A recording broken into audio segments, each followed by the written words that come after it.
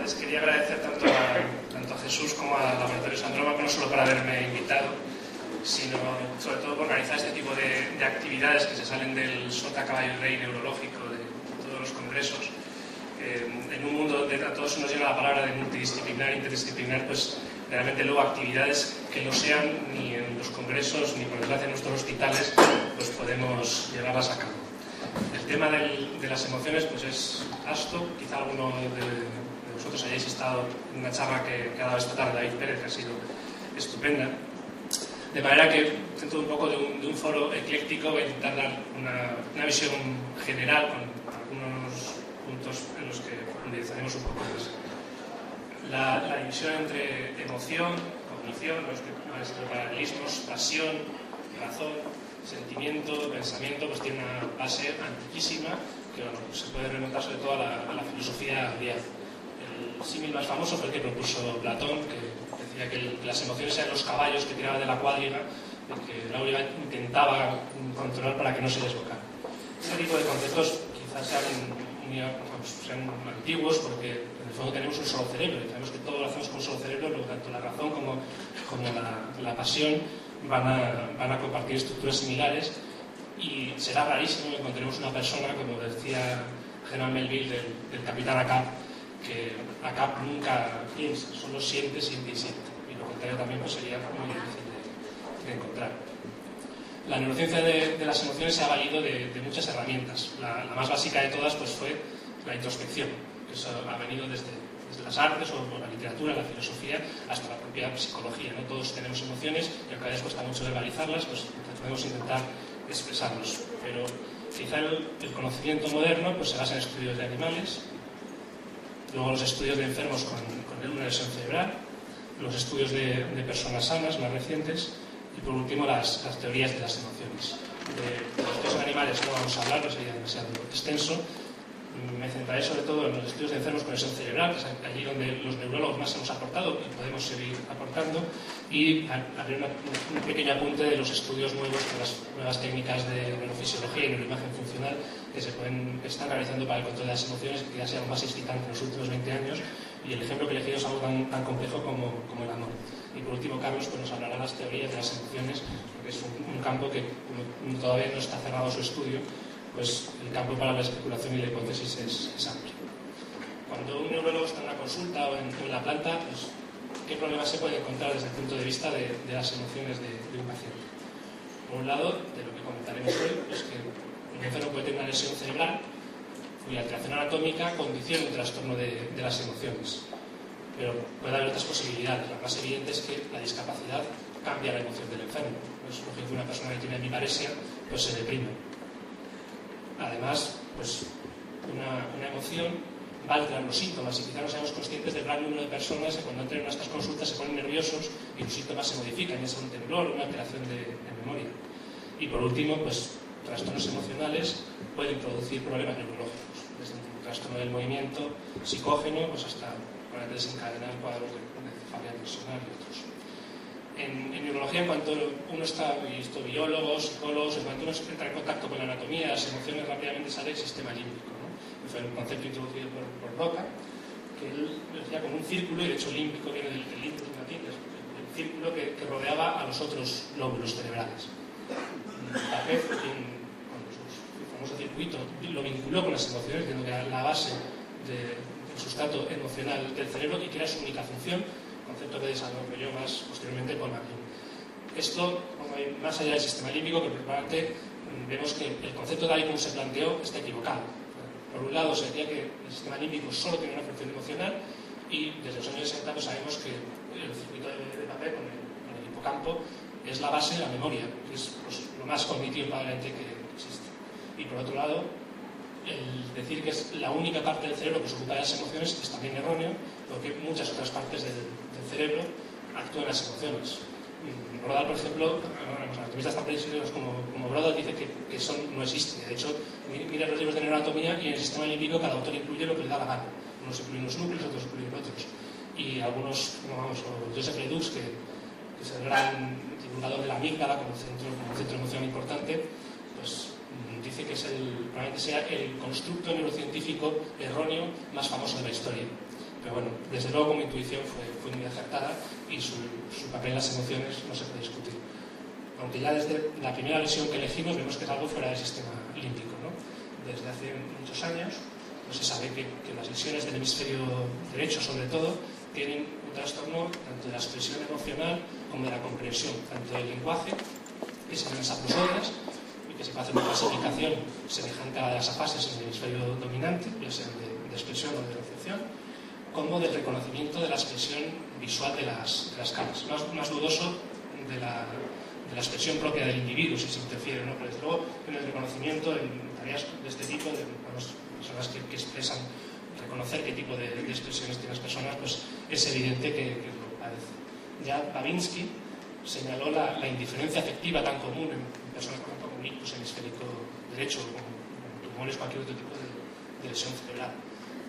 Se puede pensar que es a lo mejor por anosognosia, no son conscientes de su déficit, pues entonces no tienen una respuesta emocional. Pero hay personas que sí que son conscientes y aún así no muestran la tristeza o la preocupación que mostraría uno cuando pierde la función de un lado del cuerpo. Se piensa que puede ser una forma leve de anosognosia y el nombre de anosodisforia.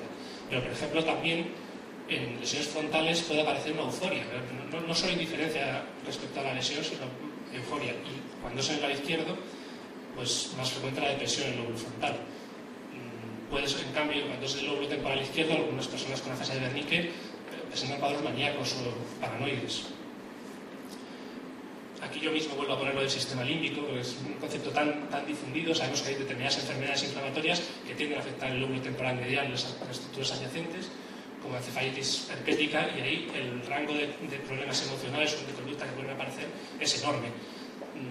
Yo también lo pienso, si a todos nos preguntan, a cualquier neurólogo, dime los síntomas típicos de la encefalitis herpética, pues todos diríamos fiebre, crisis, signos focales. Probablemente no diríamos cuadros, trastornos de conducta emocionales que son tan frecuentes como cualquiera de otros de la triada. La epilepsia del lóbulo, sobre todo del lóbulo temporal, las emociones daría para toda una charla, sobre todo por lo controvertido del tema. El síntoma más frecuente es el miedo, y muy probablemente por la implicación de la amígdala. Generalmente esto está estudiado, ni los pacientes lo cuentan ni los médicos lo preguntamos, pero suele ser, cuando habla de las crisis, un síntoma frecuente. Luego otros pues, más aparatosos, como la alteración de la conducta sexual o las crisis elásticas, que se pueden dividir de dos tipos: la risa automática, cuando aparece en el diencéfalo, como en el caso más frecuente, que son los amartomas hipotalámicos en los niños, que no se acompaña de un componente afectivo, y la risa genuina, con alegría, que puede aparecer en el lóbulo temporal. Más infrecuentes, pues crisis de llanto, la ira o la depresión, que es infrecuente como fenómeno clínico, pero que como fenómeno posictal puede ser muy habitual. Nosotros a lo mejor lo atribuimos, vaya, es una cosa epiléptica que está triste porque acabo de tener una crisis, ¿no? Y puede ser un fenómeno bastante frecuente. La mayor controversia se da en las manifestaciones emocionales interictales por conducta. Nadie duda que, desde luego, las personas con epilepsia del lóbulo temporal tienen mayores trastornos neuropsiquiátricos que las personas sanas, pero se duda si es la propia lesión cerebral que está condicionada a las crisis la que produce los trastornos emocionales, o si es las crisis que se repiten, alteran las vías, las vías neurológicas, las redes que se forman, y eso podría llevar a trastornos emocionales. Y hay evidencias tanto en un sentido como en otros. La hiposexualidad está muy frecuente, y la famosa ansiedad, que se ha discutido mucho, pues realmente los efectos epilépticos no suelen ser agresivos. El último ejemplo que he elegido pues es la parálisis pseudovulvar, que es algo que a todos nos llama muchísimo la atención.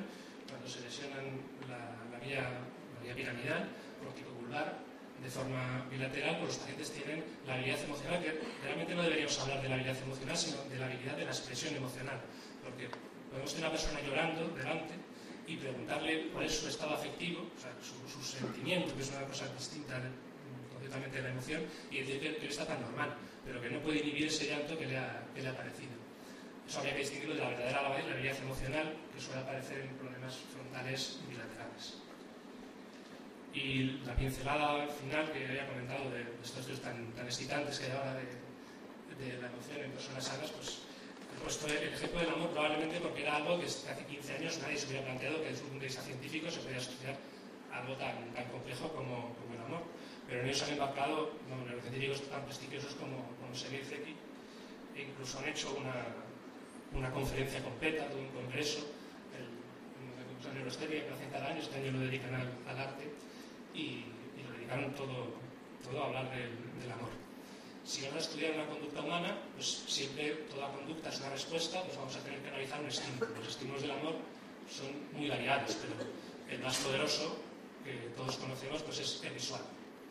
De hecho, todos los lenguajes prácticamente tienen la expresión amor a primera vista y no tienen amor a primer oído.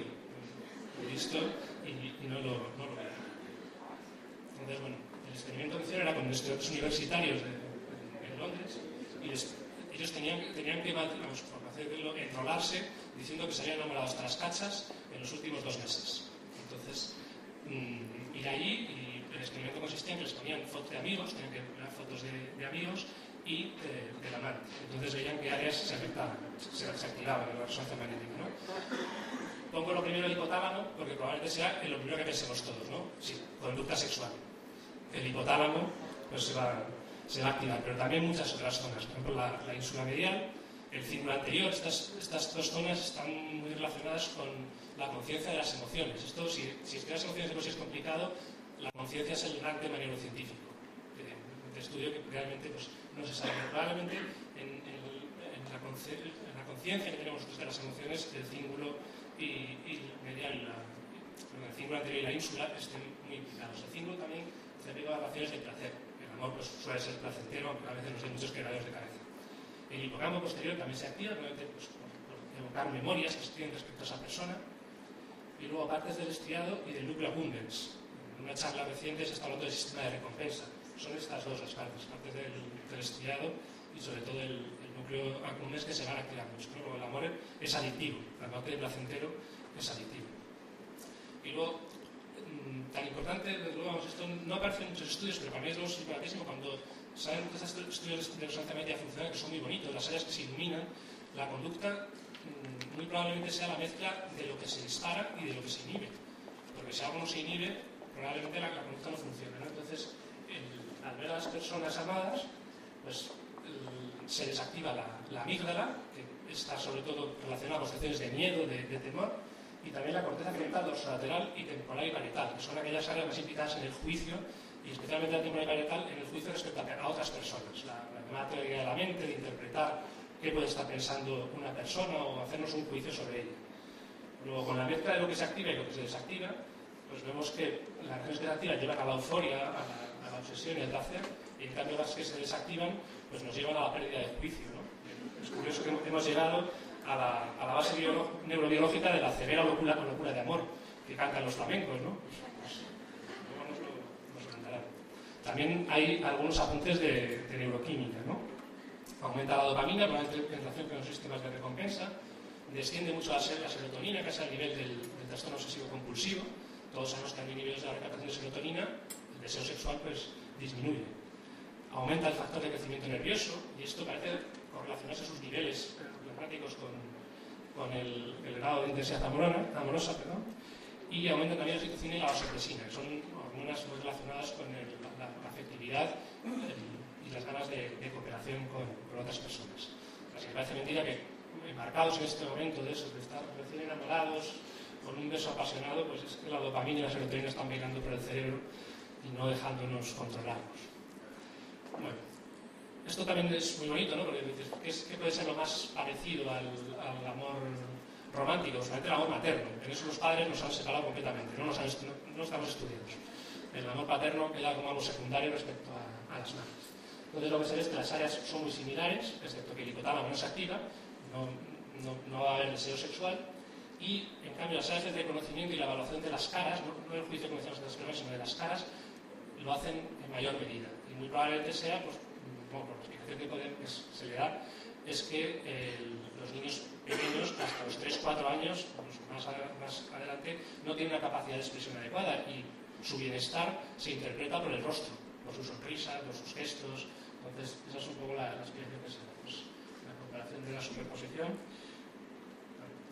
Sí, las áreas que se inactivan son también las mismas, o sea que la base de mi niño es el mejor es la misma de mi novia es la mejor. De manera que probablemente lo que nos enamoremos no sea de la persona que tenemos enfrente, sino de la imagen que nos formamos de una persona. Algo que cuando empezó el amor romántico con Dante, pues ya lo dijo, cuando empezó a escribir de Beatriz, dijo que iba a escribir de la gloriosa donna de la mia mente. Entonces, la gloriosa mujer de mi cabeza. O sea, la mujer, de hecho, Beatriz ya se había muerto, estaría escribiendo sobre ella. O sea, es la idealidad, el idealismo que se tiene en el amor. Desde luego han pasado muchos siglos, vivimos en tiempos menos idealistas, y otro genio de nuestro tiempo pues pone al cerebro bastante peor. Así que yo confío que por lo menos en el amor, confío que entre mi charla y la de Carlos, pues le demos otra vez al cerebro el lugar que corresponde. Muchas gracias.